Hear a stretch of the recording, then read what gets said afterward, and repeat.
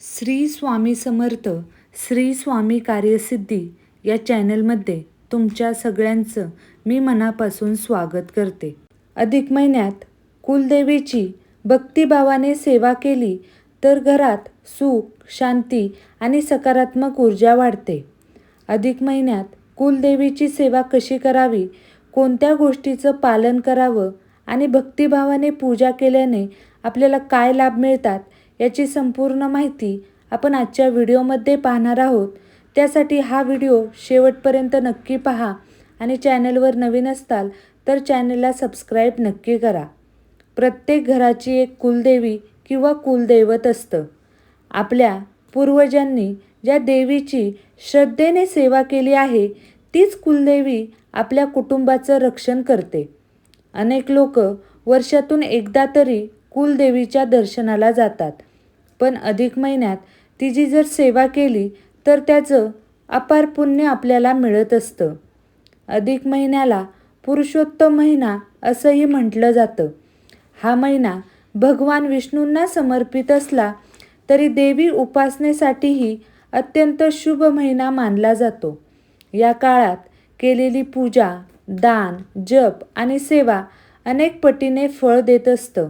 त्यामुळे या महिन्यात कुलदेवीची मनापासून सेवा करणे खूप लाभदायक मानलं जातं.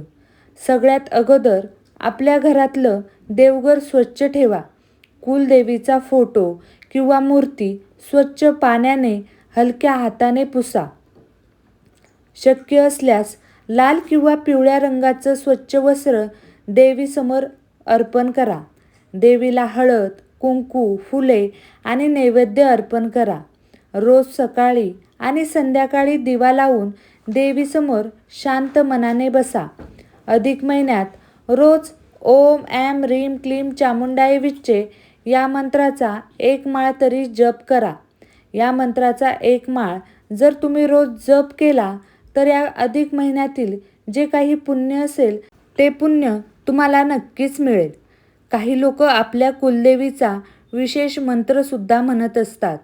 जर तुम्हाला तुमच्या कुलदेवीचा मंत्र माहिती असेल तर तो मंत्र रोज 108 वेळासुद्धा म्हणायचा प्रयत्न करा. सेवा करताना सर्वात महत्त्वाची गोष्ट म्हणजे मनातील श्रद्धा. केवळ मोठी पूजा केली म्हणून देवी कधी प्रसन्न होत नाही. मनापासून केलेली छोटी सेवा देखील खूप महत्त्वाची असते.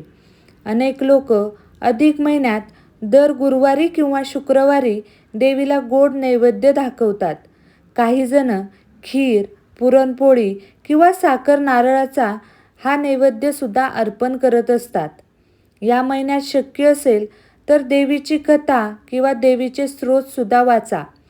सर्वात महत्त्वाची प्रभावी सेवा म्हणजे दुर्गा सप्तशती, ललिता सहस्रनाम किंवा अंबाबाईची आरती असेल तर हे आरतीसुद्धा तुम्ही श्रद्धेने म्हणा. रोज तुमच्या घरात जर तुम्ही देवीची आरती म्हटली तर तुम्हाला त्याचं पुण्यसुद्धा मिळेल. आणि जी तुम्हाला मी सांगितलं जी सेवा आहे दुर्गा सप्तशतीची, ती जर सेवा तुम्ही भक्तिभावाने केली तर त्याचं अनेक पटीनं पुण्य फळ तुम्हाला मिळेल. घरात भक्तिमय वातावरण राहिलं तर सकारात्मक ऊर्जा वाढते. घरातील लहान मुलांनाही देवीची माहिती सांगा, त्यामुळे त्यांच्यामध्ये संस्कार निर्माण होतात. अनेक घरामध्ये अधिक महिन्यात स्त्रिया देवीसाठी विशेष ओटीसुद्धा भरतात. हळद, कुंकू, नारळ, फुले, फळे आणि वस्त्र अर्पण करून देवीची प्रार्थना केली जाते. काही जण सुवासिनींना घरी बोलवून त्यांची ओटी देखील भरतात. ही परंपरा श्रद्धेने केली आणि त्यामागे आदर व सन्मानाची भावना ठेवली तर त्याचं पुण्यसुद्धा तुम्हाला मिळेल. जर शक्य असेल तर अधिक महिन्यात कुलदेवीच्या मंदिरात जाऊन देवीचं दर्शन घ्या. मंदिरात जाऊन शांतपणे प्रार्थना करा. आपल्या कुटुंबासाठी सुख, आरोग्य आणि समाधान मागा. पण जर मंदिरात जाणं शक्य नसेल तर घरातूनही भक्तिभावाने पूजा केली तर तीही सेवासुद्धा मानली जाते. या काळात काही चांगल्या सवयी लावण्याचाही प्रयत्न करा. जसं की खोटं बोलणं टाळा, कोणाचं मन न दुखवणं, गरजू लोकांना मदत करणं, अन्नदान करणं. कारण खरी सेवा ही फक्त देवपूजेत नसून चांगल्या कर्मातही असते. अधिक महिन्यात काही लोक उपवास करतात, पण उपवास करणं अनिवार्य नाही. शरीराला त्रास होईल असा कठोर उपवास करण्यापेक्षा साधं सात्विक अन्न खाऊन मनाने भक्ती करणं अधिक महत्त्वाचं असतं. देवीसमोर बसून शांतपणे नामस्मरण केलं तरी ते मोठं पुण्यकारक मानलं जातं. कुलदेवीची सेवा करताना घरात वादविवाद होणार नाही याची काळजी तुम्हाला घ्यायची आहे. शक्य तितकं शांत आणि प्रेमळ तुमच्या घरात वातावरण ठेवा. कारण जिथं प्रेम, श्रद्धा आणि सकारात्मक विचार असतात तिथेच देवतांचा वास असतो. अनेक लोकांना प्रश्न पडतो की सेवा करताना नेमके कोणते नियम पाळावेत. सर्वात महत्त्वाचा नियम म्हणजे स्वच्छता आणि मनाची शुद्धता. पूजा करताना स्वच्छ कपडे घाला, देवघर स्वच्छ ठेवा आणि मनात चांगले विचार ठेवा.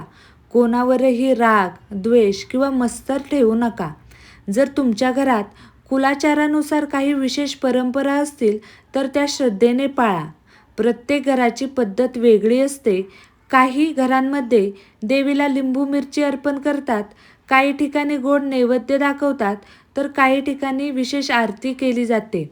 आपल्या घरातील ज्येष्ठ व्यक्तींना विचारून ती परंपरा पुढे चालू ठेवा. अधिक महिन्यात दररोज काही मिनिटे देवीसमोर बसून मनातील चिंता शांतपणे व्यक्त करा. प्रार्थना करताना मोठमोठ्या इच्छा मागण्यापेक्षा कुटुंबात सुख, आरोग्य आणि समृद्धी मिळावी अशी प्रार्थना करा. तर तुम्हाला आजचा हा माझा व्हिडिओ कसा वाटला मला कमेंट करून नक्की सांगा. तुम्हाला जर हा व्हिडिओ आवडला असेल तर व्हिडिओला लाईक आणि शेअर करायला विसरू नका. सबस्क्राईब करायला विसरू नका. भेटूया नवीन अशा एका व्हिडिओसोबत. तोपर्यंत श्री स्वामी समर्थ.